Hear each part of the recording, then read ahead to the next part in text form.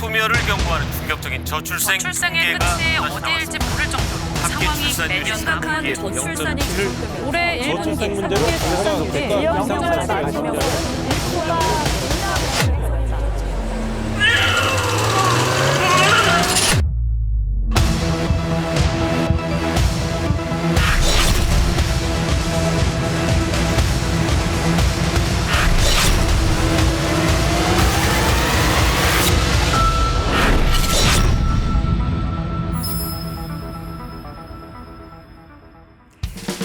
한 여성이 가임 기간 동안 낳을 것으로 기대되는 평균 신생아 수를 합계 출산율이라고 합니다. 많이들 들어보셨을 겁니다.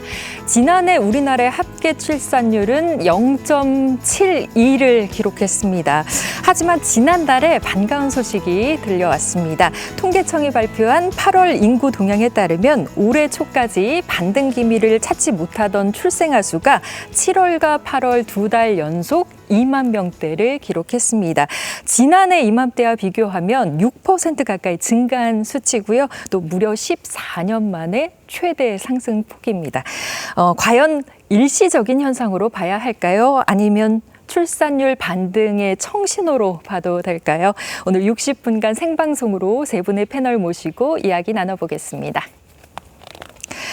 저출생 특집인 만큼 오늘 패널 소개는 좀 특별하게 해볼까 합니다. 쌍둥이 남매 엄마셨어요. 유혜미 저출생 대응수석 나오셨습니다. 반갑습니다. 네, 안녕하세요. 네, 안녕하세요. 사춘기를 앞둔 11살 아들의 아빠 이상님 서울대 인구정책연구센터 책임연구원 모셨습니다. 어서 오세요. 안녕하세요. 네, 반갑습니다. 마지막으로 6살 아들과의 일상을 글로 풀어내고 계신 분입니다. 아유, 직함이 많으세요. 작가이자 문화평론가이자 변호사이신 정지훈님 함께합니다. 반갑습니다. 네, 안녕하세요. 네, 오늘 누구누구의 엄마, 아빠 이렇게 소개를 해드렸는데 저도 6살 딸아이를 키우고 있는 아나운서 김진희입니다. 사실 이 시간은 자고 있어야 되는데 제가 예상하기로는 엄마가 없다 보니까 안 자겠다고 고집을 피워서 아빠가 애를 먹고 있지 않을까 싶습니다. 오늘 어떻게 다 배우자분께서 육아 담당이신 거죠? 오늘 담당이라고 볼 수는 없고요. 저희는 없어요? 분담이 되게 잘 이루어지기 네. 때문에 제가 오늘 등하원까지 다 시키고 네. 아예 계란찜이랑 고기까지 구워주고 오. 나왔기 때문에 재우는 것 정도는 지금 아내가 열심히 하고 있는 잠만 그런 재우면 상황입니다. 된다. 이상님 박사님. 예, 오늘 아이랑 장기도 주기로 했는데 네. 장기를 못 두고 왔고요. 아마 이 시간까지 자지 않고 TV를 보고 있을 것 같습니다. 잠깐 네. 손 흔들어도 될까요? 네, 지금 사진 나가고 있는데 얼핏 봐도 닮으신 것 같아요. 너무 작아서 잘 보이지는 않지만. 네, 하나, 네, 아빠 보고 반갑겠네요. 네, 하나 안녕. 네, 유혜미 수석님 쌍둥이 엄마셨어요. 저희 후배 중에 쌍둥이 엄마가 있거든요. 근데 그런 얘기 하더라고요. 기쁨 2배, 고생 10배. 많이 바쁘실 텐데 어떻게 네. 엄마로서의 역할 잘하고 계신가요? 제가 이제 대통령실로 자리를 옮기니까 네. 아무래도 좀 물리적으로 아이들과 함께할 시간이 많이 적어졌어요. 그래서 아침이나 저녁 같은 건 아빠가 주로 챙겨주고 네. 저는 이제 주말이나 아니면 저녁 중에서 좀 시간 날 때 아이들하고 시간을 보내는데 네. 될 수 있으면 제가 이제 직접 요리도 해주고 하려고 하는데 아이들이 꼭 기뻐하는 것 같지 않더라고요. 요리를 잘 못하시나 봐요. 그래도 많이 노력하고 계시는군요. 아무래도 뭐 사 먹는 게 전문가들이 만들기가 더 맛있지 않습니까? 네. 그리고 SNS 보면서 이분 아내분 정말 좋겠다 이런 생각 많이 했어요. 정지우 변호사님 육아 달인이시더라고요. 저는 네, 아이가 태어난 이후에 네. 어떤 점이 가장 많이 달라진 것 같으세요? 가장 많이 달라진 점이라고 네. 하면 아무래도 이제 아이가 태어나기 전까지만 하더라도 이 인생의 가장 중요한 목표는 내가 나를 어떻게 만족시킬 것인가였거든요. 오늘 하루, 오늘 저녁에 이번 주말에 뭘 해서 나를 만족시키지? 10년 뒤에 나는 어떻게 하면 제일 만족해 있을까? 이것이 인생의 가장 중요한 목표였다면 아무래도 이제 아이가 태어나고 나서는 내 인생에 등장인물이 추가되어서 한 주연이 한 2-3명 생긴 거죠. 네. 그래서 이제 아이와도 어떻게 하면 서로의 어떤 욕망을 잘 만족시키면서 잘 살아갈 수 있을까? 네. 이런 책임감도 많이 느끼고 그렇죠. 그런 점들이 좀 많이 달라진 점인 것 같아요. 네, 내 생각만 하다가 이제는 그렇죠. 아이 생각도 많이 하게 되죠. 네. 이런 이야기를 좀 나누다 보니까 긴장이 좀 풀리는 것 같아요. 생방송은 항상 긴장되잖아요. 아이 이야기를 하니까 확실히 좀 편안해지셨죠? 네. 네, 이렇게 아이들은 우리에게 미소를 짓게 하고 큰 힘을 줍니다. 그런 존재가 아닐까 그런 생각을 하는데 그런데 상황이 녹록지가 않습니다. 앞서 언급한 것처럼 우리나라 지난해 합계 출산율은 0.72. 그러니까 채 한 명의 아이를 낳지 않는다는 얘기예요. 이상립 박사님, 이 수치가 위험하다 하는데 좀 쉽게 설명해 주세요. 어느 정도로 위험한 겁니까? 평균 합계 출산율이 평균 여성이 낳을 아이의 수라고 했는데 약간 요거는 좀 다릅니다. 하지만 대충 비슷해서 그렇게 얘기를 하면은 여성이 100명이 있다고 하시죠. 지금 출산기에 30대에 있는 여성이 100명 있으면은 합계 출산 0.7이면은 70명의 아이를 낳겠죠. 네. 그럼 이게 다시 30년을 계속 지속돼서 그럼 70명은 다음에 몇 명의 아이를 낳을까요? 합계 출산 또 0.7이면 줄고. 예, 그러면 70 곱하기 0.7에서 한 49 생각을 하시는데요. 그렇지 않습니다. 이게 70명이 아니라 절반만 여성이에요. 35명에 0.7을 곱하면 25명이죠. 100명이 25명으로 줄어드는 게 한국의 합계 출산율이에요. 근데 사실이 아닙니다. 100명이 25명이 준 게 아니라 네. 처음부터 여성과 남성이 있잖아요. 네. 200명이 한 세대 반 만에 25명으로 줄은 게 그러네요. 우리나라 합계 출산율입니다.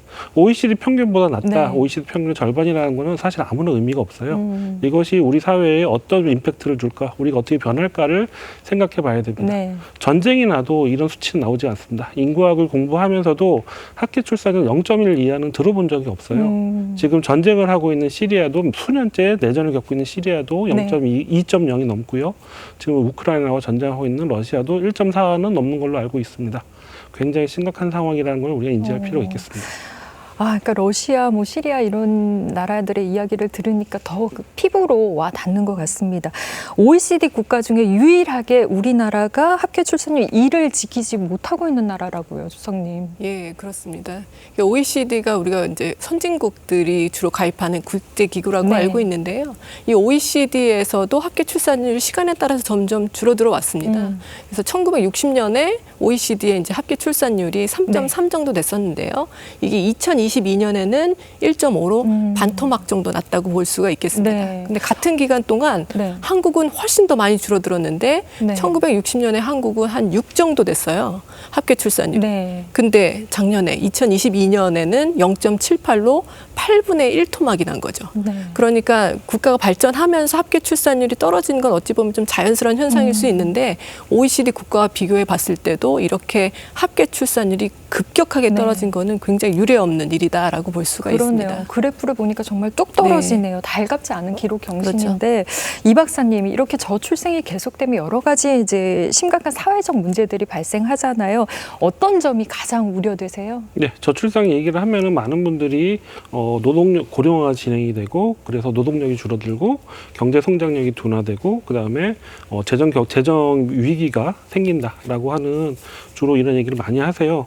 맞는 얘기예요. 근데 전부 다 나라 걱정 얘기잖아요. 네. 실제로 고령화 진행이 돼서 출산이 심화되고 고령화 진행이 되면은 우리의 삶이 굉장히 많이 바뀌게 될 겁니다. 대표적으로 고령화 진행이 되면요, 피가 모자르게 될 거예요. 피가 모자라요? 예. 피는 네. 인공으로 만들지를 못합니다. 그리고 수출입도 금지돼 있어요. 그래서 오롯이 그 사회에 있는 젊은 사람들 수요를 통해서만 공급을 받는데 앞으로 어르신이 많아진다는 소리는 수술을 받아야 될 분들이 많아진다는 의미겠죠. 수요가 굉장히 늘어나게 되는데 젊은 사람 숫자는 줄어듭니다. 그럼 수요와 공급이 굉장히 안 맞게 되면서 피가 모자라서 수술 날짜를 못 잡는다든지 아니면 의료적인 사고가 난다든지 하는 불상사가 일어날 가능성이 점점 높아집니다. 이처럼 우리의 일상이 인구 변화에 맞물려서 그 소용돌이 속으로 빨려들게 될 것입니다. 그렇군요. 근데 이런 부정적 영향이 지금 막 피부로 와닿진 않잖아요. 구체적으로 언제쯤 우리가 좀 체감할 수 있을까요? 인구 위기는 사실 시작됐다고 얘기를 해도 상관이 말씀드릴 수 있겠습니다. 우리나라 저출산이 심화된 게 2016년부터 갑자기 떨어지는데요. 지금 2016년생들이 초등학교 3학년들입니다. 지금 3학년 밑에 아이들은 지금 어린이집부터 유치원, 초등 초까지 굉장히 무너지고 있어요. 교육이 무너지고 있고 보육 시스템이 무너지고 있습니다. 특히 인구가 없는 농촌 지역이라든가 지방이 훨씬 더 심하고요. 또 한편으로는 어르신들의 숫자가 늘어납니다. 작년에 58년 개띠라고 하는 베이비 부머들이 65세 노인기로 처음 진입을 했어요. 그래서 앞으로 노인 인구가 빠르게 증가하게 될 건데 특히 저는 주목하는 게 한 10년 후 이 베이비 부문 첫 세대들이 75세를 넘어가면서부터는 치매라든지 만성질환의 욕구가 굉장히 커질 거예요. 네. 그러면서 우리 의료 시스템이라든지 복지에 대한 가부화도 들리게 되고 그때는 또 어린 친구들이 노동시장에 진출하는 시기가 되는데 네. 이 숫자도 갑자기 줄어들게 된다. 2016생 이후의 아이들이. 그래서 지금은 아직 벌어지지 않고 있지만 이건 예정돼 있는 미래입니다. 그래서 지금부터 우리가 준비할 필요가 있고 출생아를 늘리면서 이 속도를 완화시킬 필요도 분명히 있습니다. 네. 정 변호사님은 어떻게 좀 실감이 되는 부분이 있으세요? 정말 뭐 다양하게 실감이 되는데요. 네. 일단 뭐 저랑 비슷한 나이대 친구들을 보면 네.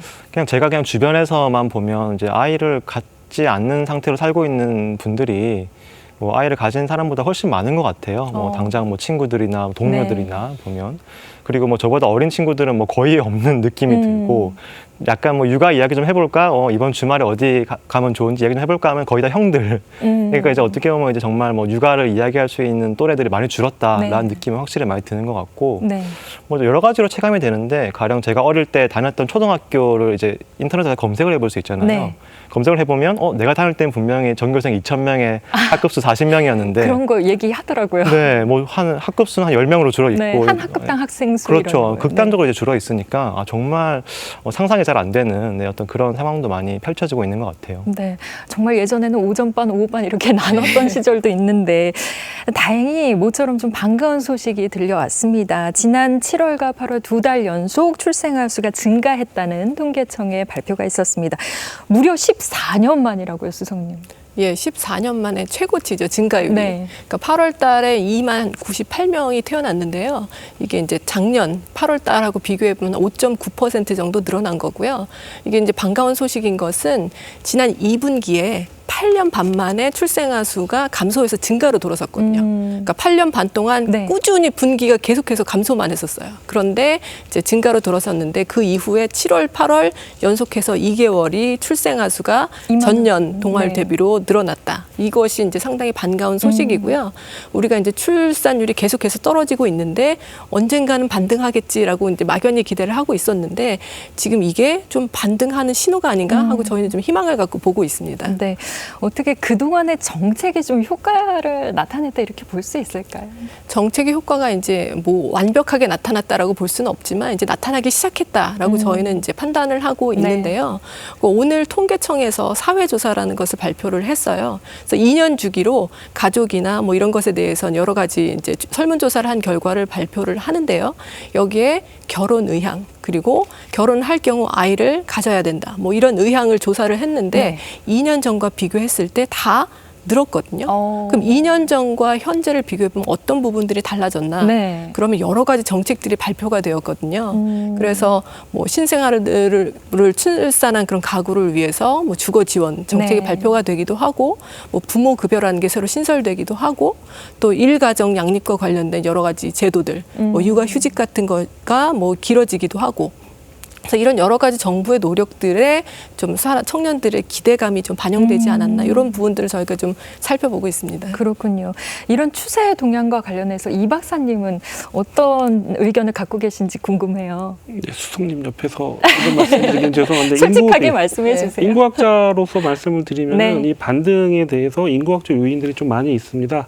대표적으로 지난 코로나 시기부터 결혼과 출산을 멈췄던 친구들이 재개를 하고 있다는 사인들이 좀 있어요.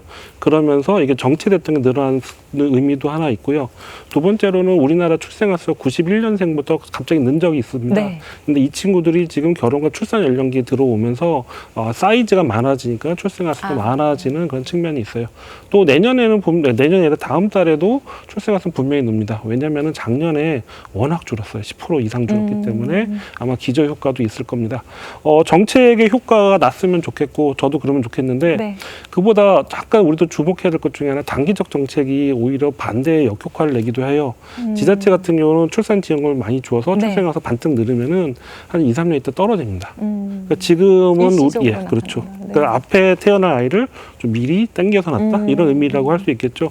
지금 저희는 우리가 추구해야 될 것은 네. 정책에서 정부에서 많은 노력을 하고 계신데 지금 반짝 오르는 것보다는 이것이 반전의 추세로 모멘텀으로 가게 하는 거라고 생각을 합니다. 우리의 구조라든가 인식에서 많은 갈 길이 멀어요.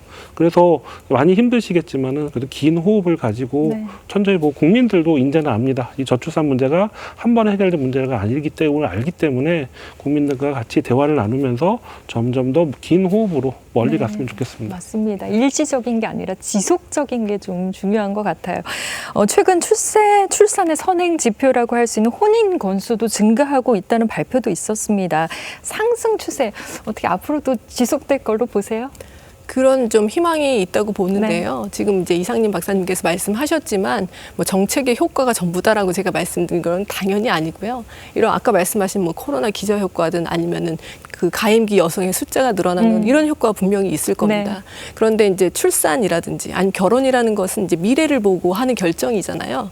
그러면 이 미래에 대한 기대감이 상당히 중요한데 이 정부가 저출생 대응에 굉장히 총력을 다하겠다는 메시지를 계속해서 보내고 있고 이게 단순히 출생아 수나 혼인 건수가 반짝 증가했다고 해서 노력을 멈추지 않는다. 계속해서 그런 일관된 노력을 가져갈 거다라는 제가 메시지를 계속해서 드리고 있거든요. 네. 이런 부분들이 조금씩 영향이 나타나고 있다고 보고요. 네. 특히 많이 나타나고 있는 부분은 아무래도 혼인 건수라고 생각이 됩니다.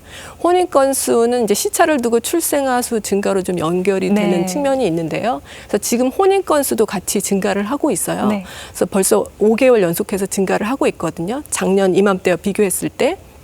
그러니까 이렇게 혼인 건수가 늘어나면 추후에 출생아 수가 또 늘어날 가능성이 있고 기대할 수 그렇다면 지금 출생아 수 늘어난 게 잠깐으로 끝나는 게 아니라 미래에도 지속될 수 있다는 이제 가능성이 커지고 네. 있는 거고요. 특히 혼인 건수가 늘어난 데는 주거 지원 관련돼서 정부가 굉장히 정책을 많이 하고 있습니다. 네. 신혼부부라든지 출산 가구에. 근데 그런 정책들의 실제로 효과가 있다. 그리고 그런 얘기들이 많이 들려오고 있습니다. 그래서 그런 신혼부부나 출산 가구에 대해서 뭐 정책 대출을 한다든지 아니면 주택 공급을 늘린다든지 실제로 그것 때문에 청약을 해서 당첨이 됐다. 아니면 이것 때문에 아이를 뭐 날 결심을 하게 됐다. 이런 얘기들이 들려오고 있어서 저희가 계속해서 일관된 그런 정책적인 메시지를 내는 게 굉장히 중요하다고 생각하고 네. 이상님 박사님이나 이제 다른 분들의 의견도 계속해서 들어가면서 보완될 대책도 계속해서 발표할 예정입니다. 네. 이 박사님하고 정 변호사님 이 추세 동향에 대해서 어떻게 생각하시는지 이 박사님 먼저 말씀해 주실까요? 이구학적으로 보면은 네. 아마 이 상승세는 조금 오래 갈 것 같아요. 최소한 1년, 2년은 갈 것 같은데 중요한 거는 모멘텀을 형성하는 거죠. 우리가 같이 해야 할 일이 아직 많다고 생각이 듭니다. 네, 변호사님도.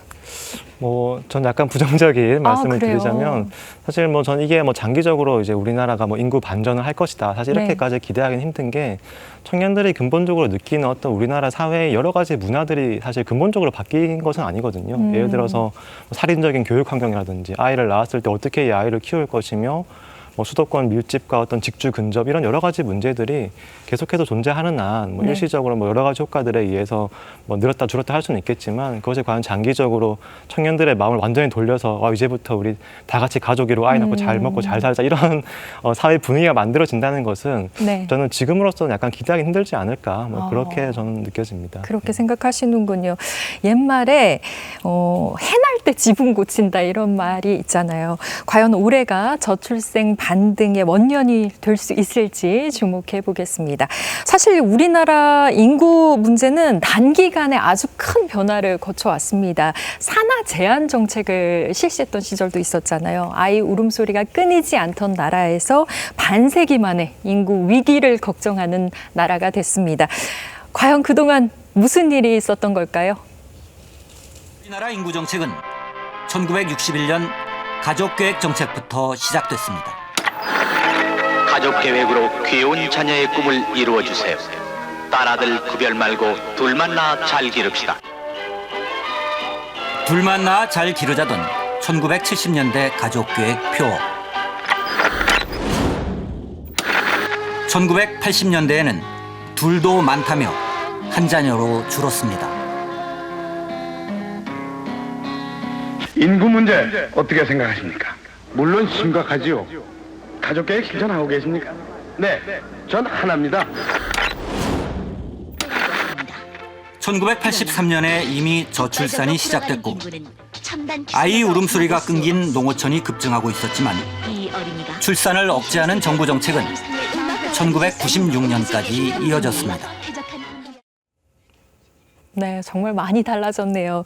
이상림 박사님, 인구학을 전공하셨는데 전공한 때가 언제예요? 전 좀 일찍 했습니다. 일찍이요? 예, 학부 다닐 때 네. 97년도 교양 수업을 좀 잘못 들어가지고 잘못 들어서요. 예, 약간 좀 인구학에 대해서 좀 착각을 해가지고 네. 저게 내 거다라고 생각을 해서 공부를 하기 시작했습니다. 잘못 들였지만 흥미가 생기신 네, 거군요. 굉장히 재밌었고 의미 그렇군요. 있는 공부라고 생각합니다. 당시는 좀 생소한 학문이었지 않을까 그런 생각도 네. 들거든요. 인구학에 대해서 인구학을 전공하면서 느끼신 점이 있다. 인구학이라는 건 결국 사람 숫자의 문제입니다. 단순히 사람 숫자로 보는 게 아니라 학교 출산율이라고 보시죠. 학교 출산율은 오른다 내린다는 얘기는 사실은 그 안 속에 청년의 많은 삶이 있어요. 연애를 하고 헤어지고 직장을 가졌다가 뭐 조마조마해서 승진, 이러한 개인의 생애사들이 막 모인 거를 네.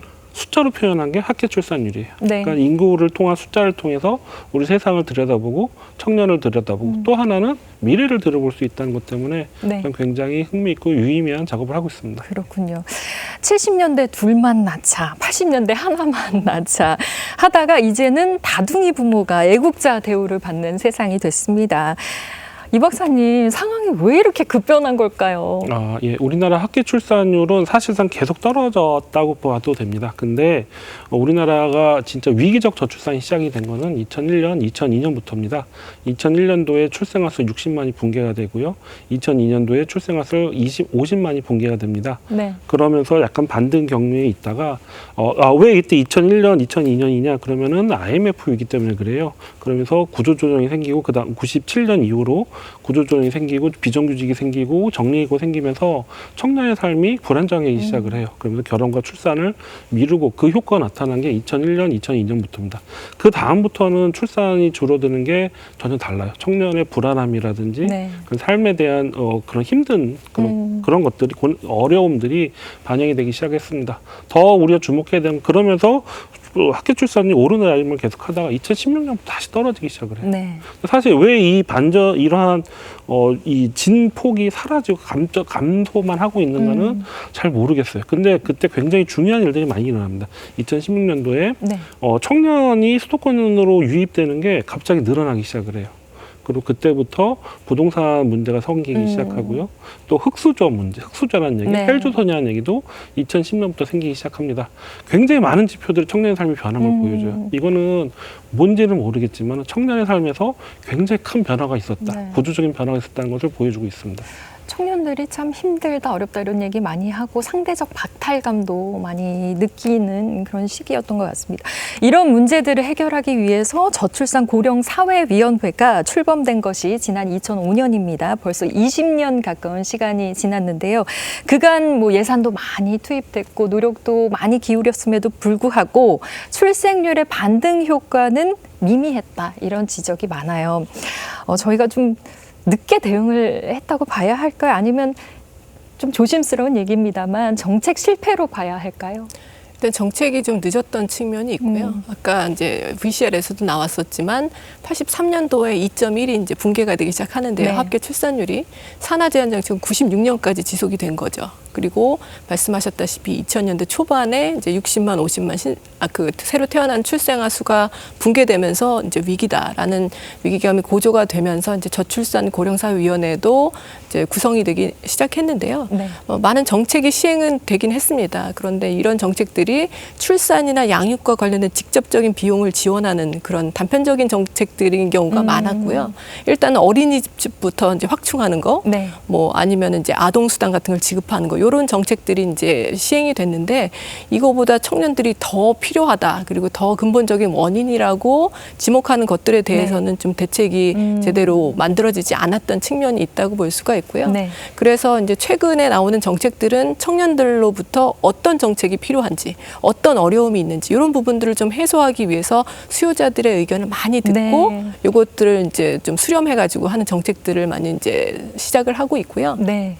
특히나 그 최근에 나온 그 사회조사 아까 말씀드렸던 것에 보면 그 이상적으로 생각하는 자녀 수가 몇 명이냐 이런 질문이 네. 있어요. 근데 이게 1.89거든요. 그 답이. 1.89요? 예. 2명 가까이. 예, 그러니까 이 청년들이 아이를 전혀 낳기 싫다, 뭐 전혀 생각조차 하기 싫다, 뭐 이런 거라기보다는 네. 상당히 낳을 의향도 있고 낳게 되면 한 둘까지는 가져보고 싶은 생각이 있는데 현재 합계 출산율은 0.72잖아요. 네. 그러니까 그 간극이 크다는 거는 그만큼 여건이 좋지 않고 그런 걸 생각할 여유가 없다는 건데 그러면 어떤 부분을 좀 개선해주면 이런 여건이 개선이 되고 그런 걸 꿈꿀 수 있는 여유를 되찾을 수 있을지 이런 게 지금 정책의 초점이라고 보시면 될 것 같아요. 아이를 낳을 마음이 있지만 현실적인 문제들이 네. 좀 있다. 그러니까 청년들의 이야기를 먼저 많이 네. 들어봐야 할 것 같습니다. 워킹데디 정 변호사님 의견 궁금합니다. 우리가 인구 정책에 실패한 원인을 어디에서 찾으시나요?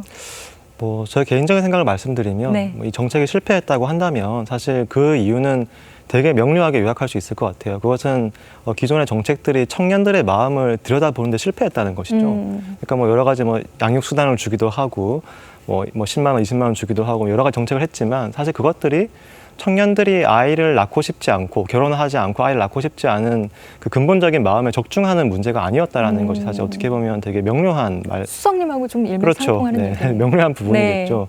왜냐하면 아이를 뭐 낳은 사람에게 양육수당이 20만 원, 30만 원, 50만 원 더 생기는 건 당연히 도움되는 일이겠지만 네. 그것이 아이를 낳고 싶게 마음을 바꾸는 그 정도의 이제 수단은 아니라는 거죠. 저는 이제 그렇다고 했을 때 그럼 청년들이 도대체 왜 아이 낳는 삶으로 가려고 하지 않느냐라고 네. 한다면 저는 가장 중요했던 게 어떤 이 공포와 트라우마였다고 생각을 해요. 이 아이를 낳아서 키우기 시작한다. 이것은 또 다른 이제 자기가 평생 겪어왔던 그 어떤 경쟁의 레이스, 사교육 경쟁의 레이스, 뭐 대치동에서 4세부터 영어 유치원을 보낸다고 하는 치열하게 살아왔던. 네, 이 모든 네. 것들을 다시 시작해, 다시 반복해야 된다고. 또 지금 직장 다니기도 힘들고 직장 갔다 오면 뭐 밤 9시, 10시고 뭐 어떤 OTT 하나 보고 자기도 바쁜데 이 상태에서 네. 어떻게 아이를 추가하지? 이 모든 것들이 이제 복합적으로 연결되어 있다 보니까 사실 이 청년들의 마음을 어떻게 하면 이 구조적으로 근본적으로 바꿔야 될지에 대해서 사실 접근하지 않고 굉장히 단편적인 접근만 해왔다라는 것 같고요. 그래서 또 한편으로는 그런 것도 있는 것 같습니다. 이제 뭐 여러 가지 정책들을 만들었지만 사실 또 유명무실했던 정책도 굉장히 많았던 네. 것 같습니다.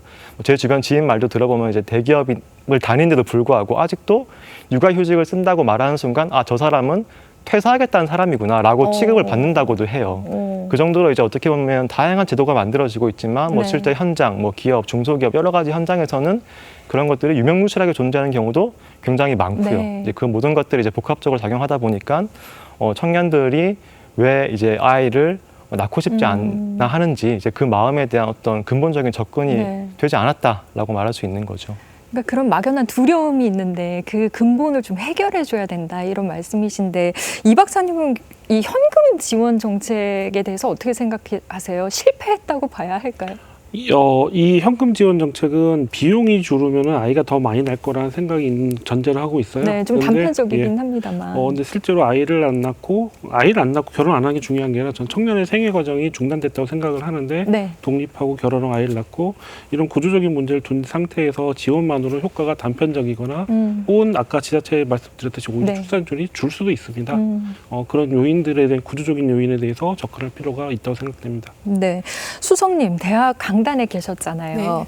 네. 자주 청년들을 좀 만나고 지켜보는 입장에서 대한민국 살아가는 청년들에 대한 뭐 안타까움, 미안함 이런 것도 있으실 것 같아요. 네. 어떠신가요? 참 요새는 이제 청년들이 살기가 쉽지 않다라는 생각이 드는데요.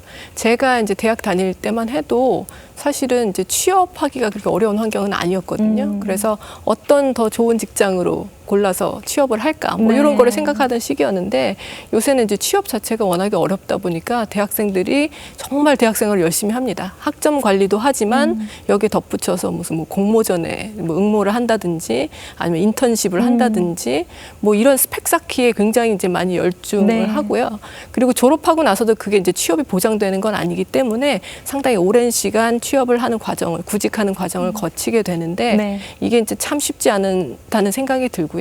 여기에 이제 집값도 소득 대비해서 상당히 이제 높은 수준이기 때문에 뭐 주거가 좀 안정되고 그 다음에 이제 일자리도 좀 확보가 되고 이래야지 그 다음 과정을 좀 꿈꿀 수가 있을 텐데 그 전 단계에서 이미 너무 많은 그런 어려움을 겪고 있다. 그래서 이런 부분들이 참 안타까운 그런 마음입니다. 맞습니다. 네.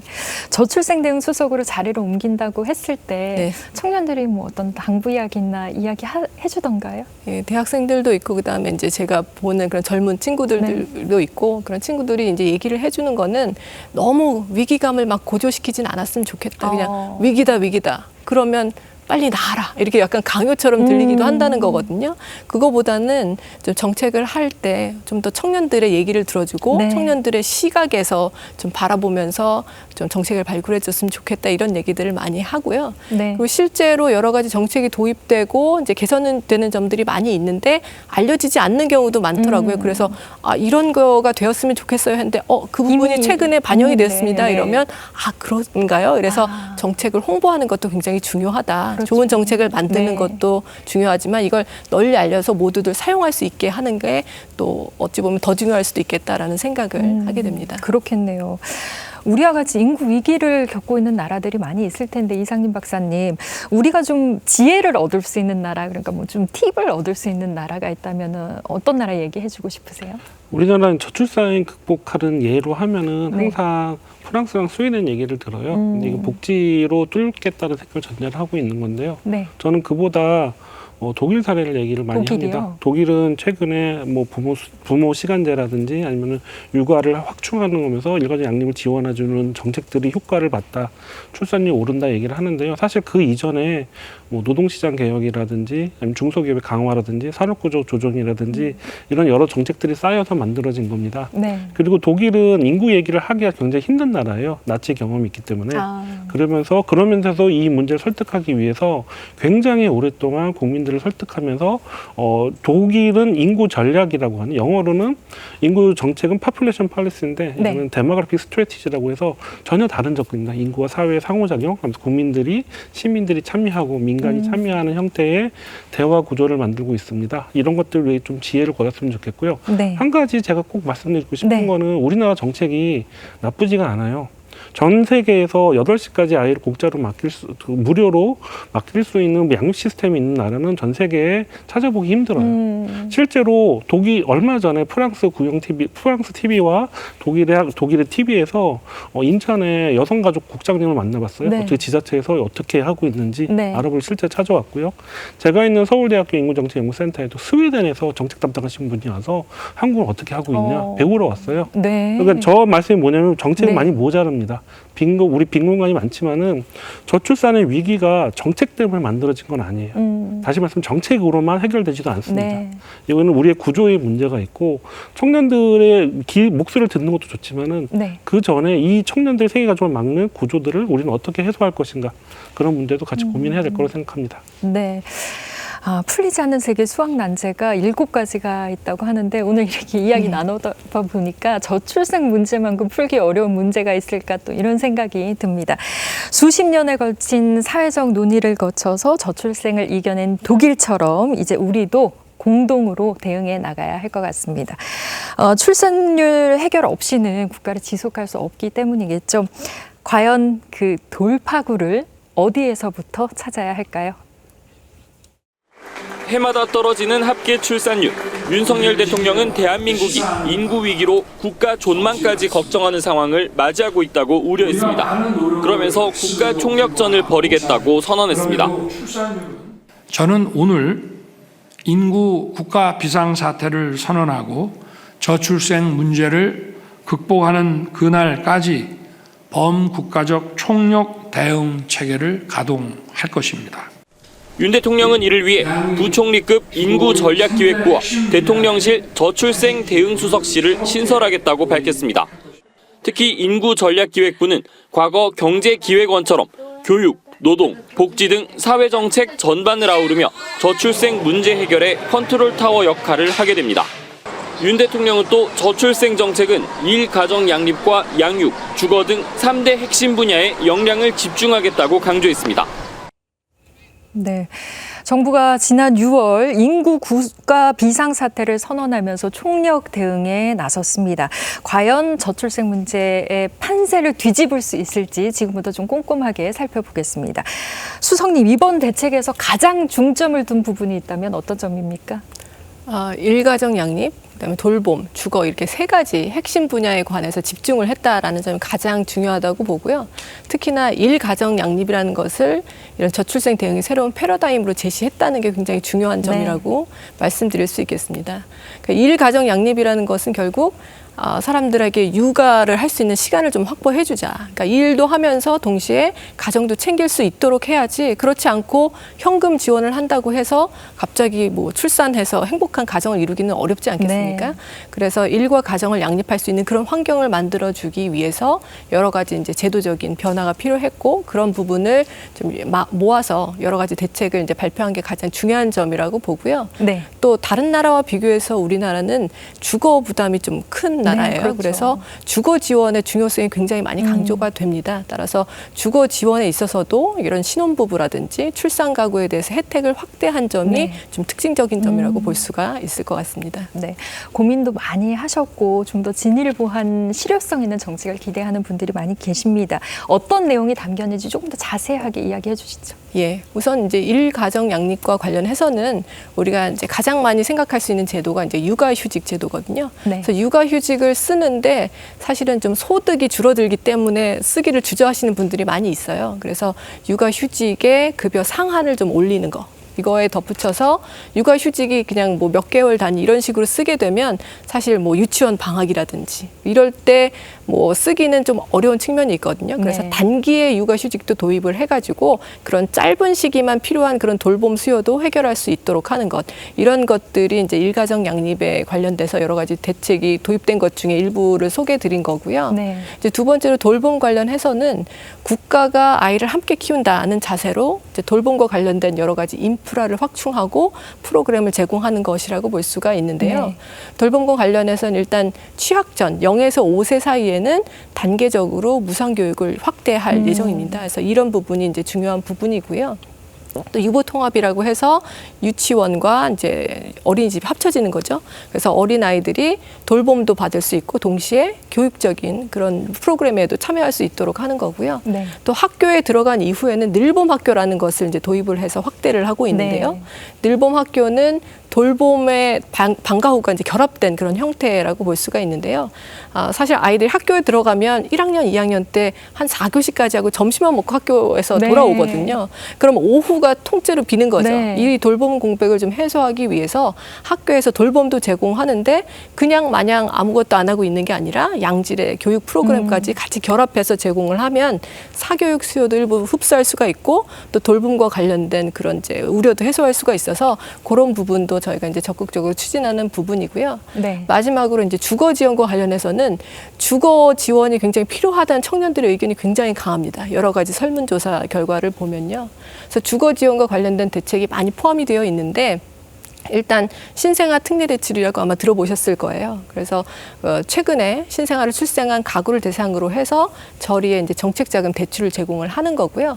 여기에 소득 제한이 있었는데 소득 제한을 3년간 한시적으로 완화했습니다. 그래서 사실상 폐지한 거랑 마찬가지인데 그러면 소득 때문에 소득 제한에 걸려서 이런 정책 대출을 신청하지 못하는 가구가 이제 없어지게 되겠죠.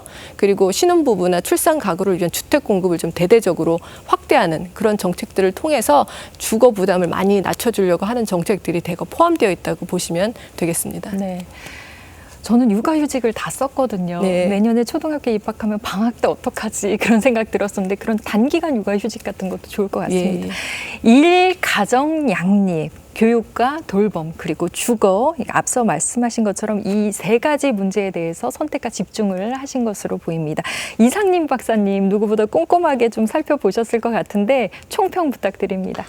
인구 문제에 대해서 연구자로서 비판적으로 보고요. 그것이 저의 역할이라고 생각을 합니다. 지금 정책이 우리 여태까지 제가 비판했던 정책 중에 하나가 정부에서 많은 정책을 내는데 절박함이 없었어요. 근데 요번을 보면은 굉장히 절박함은 느껴집니다. 그런데 보아야 될 부분이 있어요. 지금 정책들을 자세히 보면은 결혼을 한 사람, 아이를 낳을 사람들을 지원하는 거예요.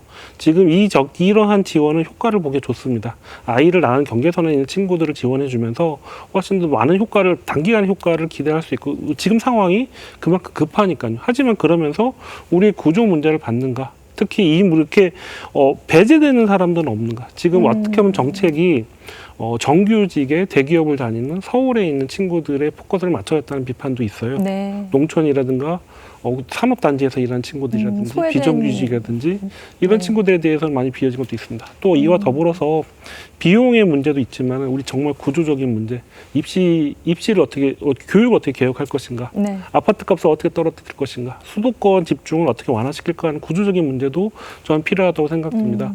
이렇게 작은 절박함의 문제도 있고 급작스러운 절박함의 문제도 있지만 우리 긴 호흡을 구조적인 문제도 필요하고요. 네. 여기에 대해서는 좀 더 큰 호흡을 가지고 우리 정치의 문제로서 우리 시민사회 같이 풀어나가야 된다고 생각을 합니다. 아쉬운 점은 이런 거예요. 자꾸 네. 청년의 생애 과정이 다 멈춰 있는데 결혼한 청년들 포커스를 맞추면서 그런 결혼하지 못하고 있는 아주 젊은 청년들이 약간 배제된 것이 아닌가. 이 친구들이 정책에 대해서 굉장히 간절하게 요구를 하고 있는데 네. 여기서도 우리는 관심을 확대해야 될 것 같습니다. 이 박사님 이렇게 얘기하셨는데 수석님은 좀 답변을 해주셔야 될 것 같아요. 좋은 말씀이시고요. 네. 이제 저출생 이제 대책이다 보니까 아무래도 이제 신혼부부나 출산 가구 아니면은 그 언저리에 있는 그 근처에 있는 분들을 좀 타겟으로 하는 정책이 많은 것은 사실이고요. 그런데 이제 저희가 저출생 대응 정책만 하는 것이 아니라 청년들을 위한 대책을 굉장히 많이 하고 있습니다. 그래서 꼭 출산이나 신혼과 상관이 없다고 하더라도 청년들에 대해서 좀 공공주택을 좀 공급하는 정책이라든지 아니면 그 기회의 사다리를 좀 제공하는 그런 자산 형성을 돕는 그런 대책들도 기재부에서 많이 발표를 하고 있고요. 그다음에 문제는 이제 구조적인 문제들이죠. 구조적인 문제는 사실은 이제 저출생 대책의 그 일환으로만 볼 수는 없는 거고 사회 전체적인 이제 개혁과 관련된 부분인데 지금 현재 정부에서 4+1, 4+1 이런 이제 개혁을 추진하고 있지 않습니까? 그래서 지방의 좀 정주 여건을 개선하는 게 수도권 집중을 좀 해소할 수 있는 해소책 네. 중에 하나로 제시가 되고 있기 때문에 지방에도 좀 일자리를 많이 만들고 지방의 정주 여건, 즉 뭐 의료 서비스를 막 받을 수 있는다든지 아니면 양질의 교육을 받을 수 있는 그런 이제 시스템을 만들기 위해서 지금 현재 뭐 교육 개혁, 의료 개혁 뭐 이런 개혁들을 다 같이 이제 추진을 하고 있는 것이거든요. 네. 그러니까 저출생 대응 정책과 더불어서 이런 구조 개혁 정책들이 같이 이제 시너지를 낼 수 있을 네. 것으로 보는데 이게 단기간에 효과가 나타나는 것은 아니기 때문에 좀 더 긴 호흡으로 계속해서 일관되게 추진하는 것이 중요할 거라고 생각을 합니다. 사각지대 없이 좀 다 아우를 수 있는 예. 그런 정책을 좀 기대하겠습니다. 정 변호사님, 네. 그야말로 20대 청년 시절에 결혼을 하셨고 또 로스쿨 1년 차에 아이를 낳으셨어요. 친구분들하고 비교했을 때 좀 빠른 편 아니에요? 네. 근데 제가 결혼한 시기가 만으로 20대였는지 확실하지가 않아요. 29이었는지 30이었는지. 네. 또 그 무렵에 결혼을 했고. 네. 정확히 아셔야 될 것 같은데. 네. 나이 또 개념이 바뀌어가지고 요즘에. 네네. 네. 근데 뭐 당시에 뭐 나이는 둘째치고 좀 이제 상황 자체가 이제 여건이 좀 쉽진 않은 상황이었죠. 이제 그런 수험 생활 도중에 이제 아이가 태어나고 이제 그 어떤 공부도 해야 되고 이제 저 같은 경우 이제 학비도 좀 벌면서 공부를 했었거든요. 학비도 벌고 이제 육아도 해야 되는 이런 세 가지 상황들이 좀 겹쳐 있는 상황이다 보니까 아무래도 이제 좀 육아를 할 때 좀 특수한 상황에 있었다. 네, 네. 그렇게 볼 수 있겠죠. 좀 여유가 없으셨던 시절이었을 것 같아요. 정신적으로도 그렇고 경제적으로도 그렇고 좀 힘들었던 점 여쭤봐도 될까요? 네. 근데 아마 뭐 제가 경험했던 힘듦이라는 것은 많은 분들이 다 공유하고 있는 힘겨움이었을 것 같아요. 그래서 저는 이제 당시에 뭐 일이 아니라 이제 주로 공부를 하고 있었지만 이제 어떤 공부를 하면서 이제 아이도 돌봐야 되는 이런 상황, 네. 특히 또 이제 아내는 또 휴직을 했기 때문에 전체적으로 좀 생활비가 부족했던 뭐 이런 상황들이라든지 이런 것들이 있었고 또 나중에 이제 저희가 이제 아내가 2년 정도 이제 휴직을 했었는데 마지막 해에는 이제 복직을 했거든요. 그래서 네. 저는 이제 지방에 남아 있었고 아이랑 함께 이제 아내는 미리 이제 복직을 한 상황이었는데 이제 그때 한 반년 정도 이제 아이를 키웠었죠. 제가 이제 그때 뭐 아이 등하원 시키고 이제 아이가 갑자기 아프다 그러면 이제 수업 중간에 막 뛰쳐가기도 네. 하고 막 그런 어떤 여러 가지 어떤 상황들 속에서 사실은 정부의 존재는 거의 못 느꼈던 것 같긴 해요. 그 상황에서 어쨌든 열심히 키웠었고 네. 한편으로 이제 막 뭐 힘든 것도 있었지만 또 저에게는 그 학교 끝나고 하원한 아이 손을 잡고 일주일에 한두 번이라도 같이 이제 단풍 아래를 거닐면서 놀이터 가던 이런 기억들이 또 구원가 같은 데가 있었습니다. 네, 그래서 뭐 힘들었다고 말하고 싶지는 않고 또 구원 같은 것도 있었다. 저에게 너무 소중한 순간도 있었다. 그럼요. 네, 그렇게 또 말하고 싶네요. 네, 힘든 점도 있지만 분명히 큰 행복이 있습니다. 일과 가정의 양립, 앞서 얘기를 좀 나눠봤지만 정말 쉽지 않은 일입니다. 저도 밖에서 일이 좀 몰린나 에너지를 다 쓰고 집에 들어가면 아무래도 좀 가정에 소홀하고 아이에게도 소홀할 수밖에 없더라고요. 수성님은 어떻게 잘하고 계신가요? 동병상련 느끼지 않으세요? 예, 그렇습니다. 저도 이제 그런 부분이 있는데요. 저는 이제 지금은 아이 아빠가 좀 더 육아에 많이 참여를 하고 있는데 네. 이전에 이제 교수 생활을 할 때는 이제 남편도 교수다 보니까 시간을 항상 뭐 시간표 짜거나 할 때 미리 조율해가지고 될 수 있으면 둘이 겹치지 않도록 하는 걸 이제 했었는데요. 그래도 예상치 못한 일이 벌어지면 항상 이제 또 마음이 급해지고 하지 네. 않습니까? 그래서 아이들이 어렸을 때는 갑자기 뭐 열이 난다든지 뭐 갑자기 뭐 손에 발진이 난다든지 하는 그런 일들이 있는데 그런 일들은. 아이들이 좀 커지면 좀 네. 그런 일이 줄어들지 않습니까? 근데 그런 일은 줄어드는데 또 갑자기 학교에서 다쳐오거나 그래서 갑자기 네. 다리에 깁스를 해서 등하교를 전부 아이고. 도와줘야 되는 일이 생기기도 불발상황이 하더라고요. 생겨요. 예, 그러니까 그럴 때는 진짜 맞벌이는 힘들죠. 그래서 어떻게 해야 되나 고민하다가 네. 뭐 양가 부모님께 도움을 청하기도 하고 뭐 그럴 수밖에 없었죠. 네. 항상 저희가 이렇게 흔히 하는 말로 엄마 찬스, 아빠 찬스 그러잖아요. 친정 부모님, 시부모님의 네. 도움을 많이 받게 됩니다. 정 변호사님 이런 질문 한번 드려보고 싶어요. 솔직하게 답변해 주셔야 합니다. 둘째를 고민하게 할 만한 정책이 있다. 어떠세요? 뭐 사실 저희도 뭐 둘째 고민을 안 했던 건 아닌데요. 뭐 또 상황상 여러 가지 이제 고민을 하다 보니까 또 미뤄지고 미뤄져서 이제 어느덧 약간 이제 둘째는 사실상 이제 포기한 뭐 이런 상황이 됐는데 글쎄요 뭐 어떤 그때 가장 이제 고민하게 했던 것은 네. 아무래도 이제 주거 문제 그리고 돌봄 문제였던 것 같습니다. 저희도 이제 아내랑 아이랑 저랑 이제 둘 다 지방에서 이제 태어나서 서울에 와서 살다 보니까 사실 서울에 연고가 없어요. 그래서 양가 도움 거의 없이 이제 둘이서 열심히 저기서 읽어가고 있는데 그런 상황에서 사실 뭐 주거도 좀 불안정하고 이런 상황에서 우리가 또 아이를 추가한다는 것이 무책임한 일 아닌가? 이것을 뭐 우리가 뭐 행복하자고 우리가 좋자고 아이 하나 더 낳는다고 해서 그것이 정말 우리 모두가 더 행복해지는 길일까 고민을 많이 했던 것 같아요. 이제 그러다 네. 보니까 이제 좀 이제 어떤 그런 계획이 많이 미뤄졌던 것 같고 어떻게 보면 이제 그런 어떤 주거적인 문제가 뭐 가장 이제 고민이었고 실제로 뭐 제 주변에 이제 어떤 청년들을 만나 보더라도 네. 그런 이야기를 굉장히 많이 하고 있고요. 그리고 이제 돌봄 같은 경우에도 뭐 엄마 찬스, 아빠 찬스 얘기하셨는데 네. 이게 이제 뭐 시부모님이나 친정 부모님이 이제 뭐 100m 거리에 있느냐, 10km 거리에 있느냐 이 모든 것들이 이제 엄청난 영향을 주잖아요. 근데 저희 같은 경우는 이제 400km랑 뭐 이렇게 있었기 때문에 사실 뭐 그런 돌봄의 공백 같은 것들 이런 네. 것도 상당히 문제였다고 볼 수 있는 거죠. 네.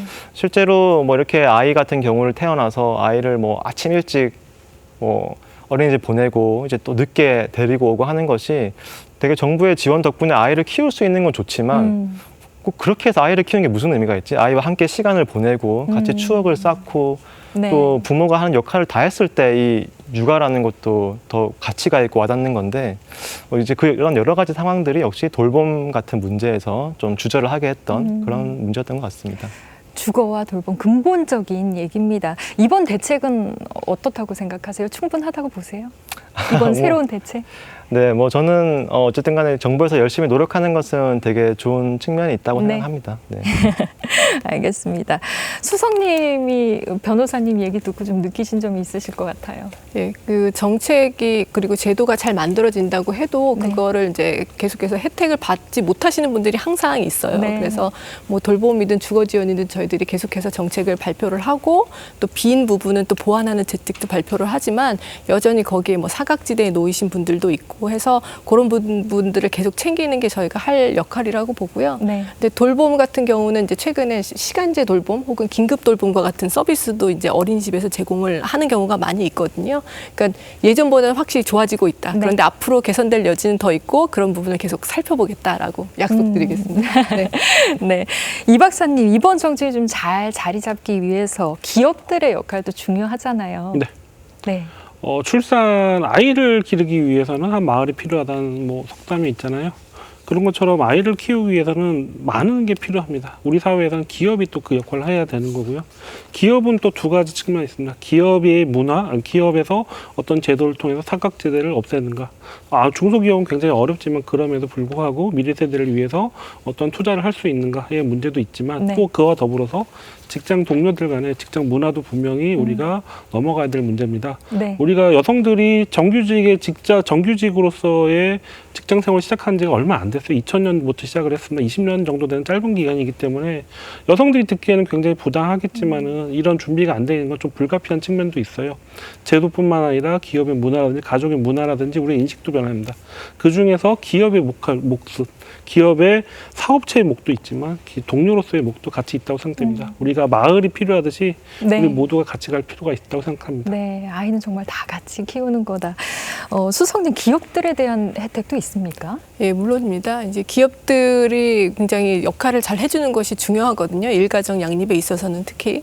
그래서 일가정 양립과 관련된 그런 제도들이 잘 정착이 되고 사람들이 실제로 사용할 수 있도록 눈치 보지 않고 사용할 수 있는 그런 문화가 정착될 수 있도록 저희가 뭐 중소기업이라든지 영세기업은 좀 상황이 안 좋기 때문에 그런 부분에 있어서 소극적인 경우가 많아서 그런 부분에 조금 더 지원금을 더 지급하고 장려금을 지급하는 식으로 인센티브를 제공을 하고 있고요. 여기에 덧붙여서 이제 상장 기업의 경우는 이제 남녀 육아휴직 비율 같은 이런 이제 일가정 양립 관련된 지표들을 네. 내년부터 공시를 하게 되어 있거든요. 그래서 이런 부분들이 기업으로 하여금 좀 이런 일가정 양립 문화를 좀 더 선제적으로 받아들일 수 있게 하는 그런 기폭제가 될 수 있기를 저희가 기대를 하고 있고요. 네. 또한 일가정 양립에 있어서 굉장히 좀 선도적인 그런 기업들은 저희가 발굴해서 포상도 하고 그다음에 여러 가지 혜택을 좀 제공합니다. 그래서 세무조사 뭐 유예라든지 아니면 세제 혜택이라든지 아니면 정부의 여러 가지 사업에 조금 우선순위를 준다든지 하는 방식으로 그래서 그런 혜택들을 보고 기업들이 먼저 나설 수 있도록 하는 게 저희가 하는 방식이고요.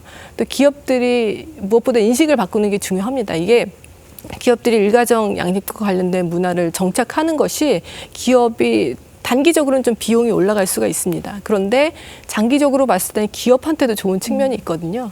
특히나 요새 중소기업 같은 경우는 이제 우수한 인재를 유치하기 상당히 어렵고 뭔가 인재를 구하기가 어렵단 말이에요. 네. 그런데 이런 복지 제도가 잘 되어 있으면 일가정 양립 문화가 정착이 되어 있으면 좀 그 보수가 적더라도 사실 청년들에게는 굉장히 매력적인 옵션이 될 수가 있거든요. 네. 그래서 그런 부분들 그리고 뭐 이런 부분들을 전부 다 저희가 고려를 해서 이런 우수한 사례들이 좀 잘 확산되고 공유가 될 수 있도록 그래서 다른 기업들은 이렇게 했더니 직원들이 잘 떠나지 않고 이직을 안 하는구나. 이런 기업들은 매출이 올라가는구나. 네. 이런 사례들을 보고 실제로 이런 걸 하면 이런 효과가 있는 것을 좀 인지하고 문화를 바꿔갈 수 있도록 그렇게 저희가 뭐 여러 가지 이제 계획도 세우고 정책도 추진을 하고 있습니다. 네.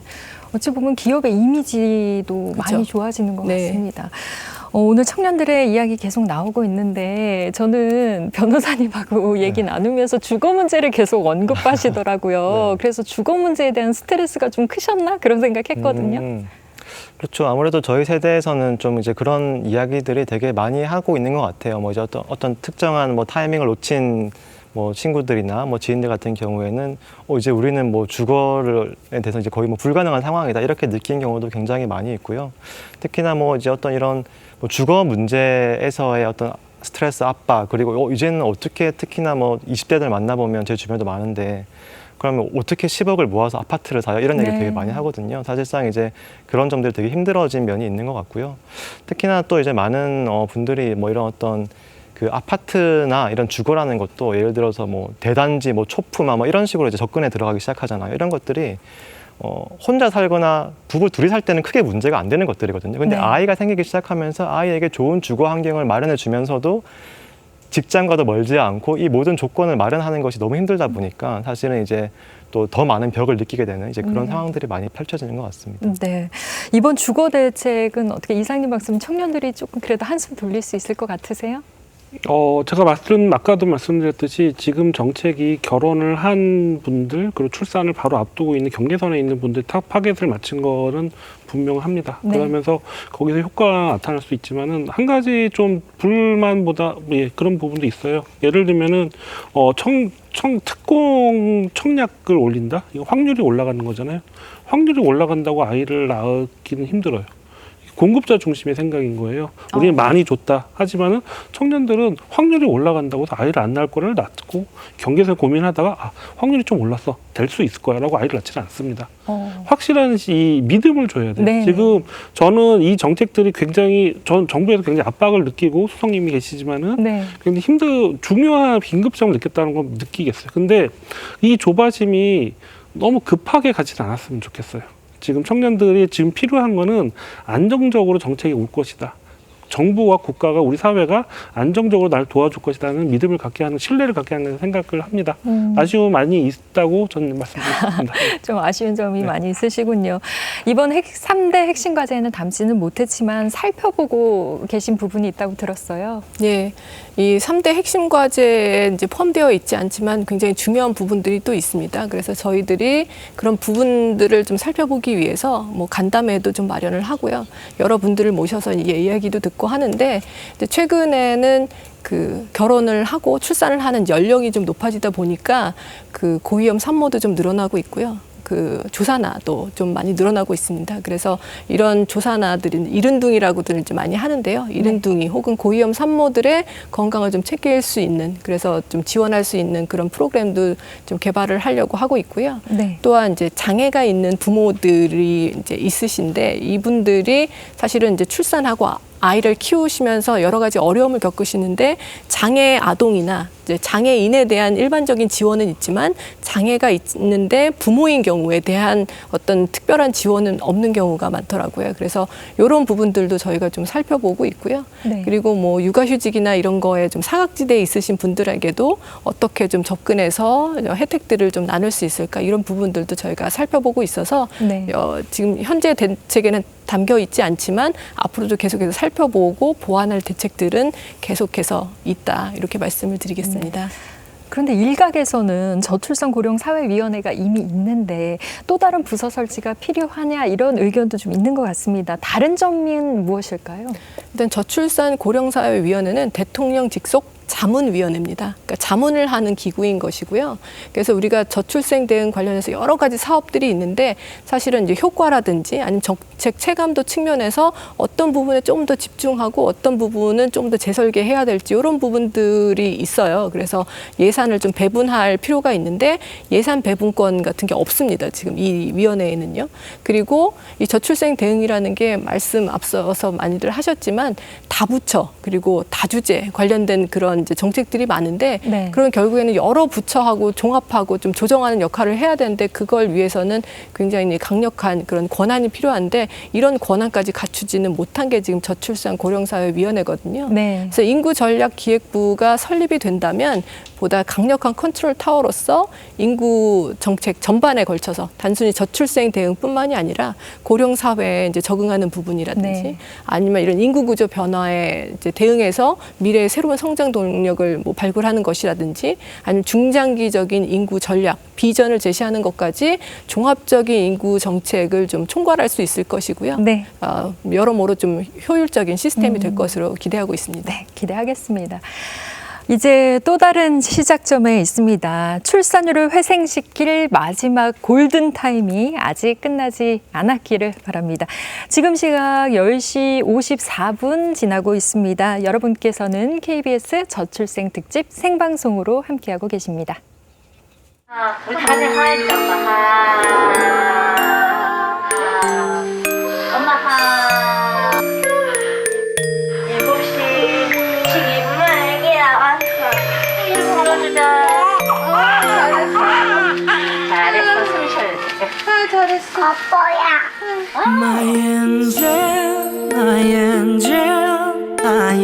아이가 나와서 안았을 때 그 느낌은 정말 이렇게 잊을 수 없는. 세상에서 가장 아름다운 피사체를 가지게 된 거죠, 제가.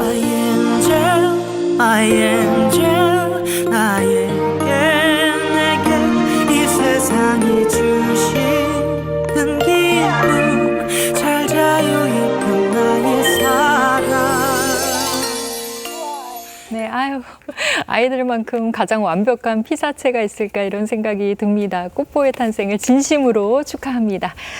자, 이제 마지막 질문을 드려보겠습니다. 세 분께 공통된 질문입니다. 결혼, 출산, 육아를 매력적인 선택지로 만들기 위해서 어떤 점이 필요하다고 보십니까? 수성님부터 말씀해 주시죠. 제가 오늘 여러 가지 정책들을 말씀을 드렸는데요. 그런 정책과 더불어서 이제 중요한 부분이 이 인식의 변화라고 생각합니다. 그러니까 가족이 뭐 소중하고 뭐 공동체라는 것이 소중하고 그래서 출산이나 결혼에 대해서 조금 더 긍정적으로 생각할 수 있는 인식 변화가 굉장히 중요하다고 생각하고요. 네. 그런 면에서 이렇게 KBS에서 이제 선도적으로 이런 이제 방송도 만들어주시고 하는 거는 굉장히 감사하게 생각하고 있고요. 저희도 이런 부분에서 계속해서 이제 지원도 하고 앞으로 정책이 더 많이 좀 홍보도 되면서 이런 인식 변화에도 이제 영향을 미칠 수 있도록 열심히 하겠습니다. 네. 이 박사님. 전 두 가지를 말씀드리고 싶은데요. 하나는 우리의 가족이 행복한가 고민을 한번 해봤으면 좋겠습니다. 지금 청년들의 비용으로만 접근하고 있는데 문제는 청년들이 가족 꾸리고 아이를 낳으려고 하는 수요 자체가 적어졌어요. 왜 적어졌냐면은 지금의 청년들은 따뜻한 가족을 경험하지 못하고 성장한 세대들입니다. 사교육의 문제에서 아이는 공부하면 되고 엄마는 뒷바라지 하면 되고 아빠는 돈만 벌어오면 그런 가족 속에서 성장을 했어요. 이 친구들 가족에 대해서 굉장히 따뜻한 왜 필요한지 소용이 굉장히 낮아졌습니다. 그래서 우리 대한민국의 가족은 행복한가 고민을 한번 할 필요가 있다고 생각되고 두 번째로는 네. 계속 말하지만 청년들에게 중요한 것은 청년들의 생애과정 이행을 가로막고 있는 일자리 문제, 주거 문제, 사교육비 문제가 있습니다. 네. 이거는 기성세대가 양보를 해줘야 돼요. 그래야지 청년들에게 더 많은 기회를 줄 수 있습니다. 네. 어떻게 해야지 아파트 값을 떨어뜨릴 수 있는지, 어떻게 해서 학벌을 더 약화시키면서 청년들이 사교육에서 벗어날 수 있게 부담이 벗어날게 하는지 여기는 기성세대들이 같이 고민을 하면서 무엇을 양보할지 고민을 할 것 같습니다. 네, 맞습니다. 변호사님. 네, 저는 우리 시대의 어떤 특성을 한마디로 한다면 각자 도생의 시대인 것 같아요. 이제 모두가 분절돼서 파편화돼서 경쟁하는 이제 그런 것이 지금 우리 사회의 모습이고 사실상 이제 공동체라고 좀 보기 힘든 이제 각자가 각계 투쟁하고 있는 이런 사회라고 볼 수 있을 것 같은데 이런 사회에서 이제 결혼과 출산이라는 것은 어떻게 보면 또 하나의 경쟁, 또 하나의 각자 도생으로 들어서는 길이거든요. 결혼하면 또 경쟁해야 되는구나. 아이 낳으면 또 아이를 통해서 또 경쟁해야 되고 끝없는 저 싸움터에 이제 아이를 밀어넣는 거구나. 이제 이런 의식이 굉장히 저는 우리 사회를 지배하고 있는 의식이라고 생각을 해요. 근데 이제 그런 것이 아니라 이제 우리 사회가 어떻게 보면 아이를 낳는 것은 각자 도생의 전쟁터로 들어가는 것이 아니라 공동체로의 초대라는 이런 네. 사인을 끊임없이 줘야 된다고 생각을 합니다. 이것이 하나의 환대고 초대고 공동체를 회복하는 길이라는 것을 총체적으로 좀 고민을 해야 되는 상황인 것 같고요. 그런 네. 점에서 이 저출생 문제라는 것은 우리 사회 공동체 전반과도 매우 밀접한 관련이 있는 문제라고 생각을 합니다. 맞습니다. 저출생 문제 해결을 위해서는 사회 인식의 변화 그리고 전 세대의 마음을 읽어주는 정책이 뒷받침돼야겠다 이런 생각이 들었습니다. 아이를 낳고 싶은데 망설여지는 사회가 아니라 아이를 낳고 싶은 사회가 될 수 있도록 우리 모두 지속적인 관심을 가져야겠습니다. 세 분 오늘 말씀 고맙습니다. 네, 감사합니다. 네, 늦은 시간까지 시청해주신 여러분 고맙습니다. 편안한 밤 보내세요.